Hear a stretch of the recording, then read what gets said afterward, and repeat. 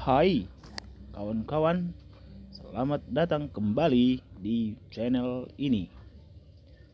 Pada kesempatan kali ini, saya membuat sebuah tutorial video mengenai cara pemasangan seal KLEP pada sepeda motor Honda Beat Injeksi dan juga cara merakit headnya sekalian. Oke kawan-kawan, bagaimana prosesnya?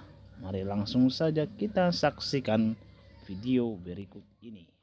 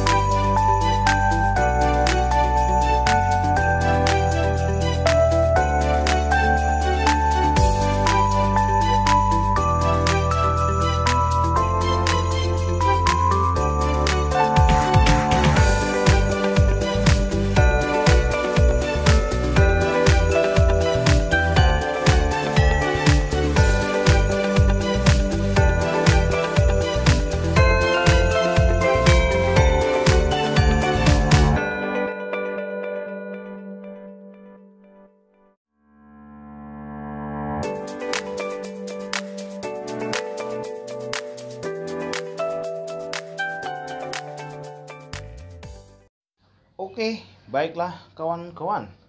Demikianlah cara merakit head dari Honda Beat Injeksi ini. Memasang klep, seal klep, noken as, dan juga rocker armnya.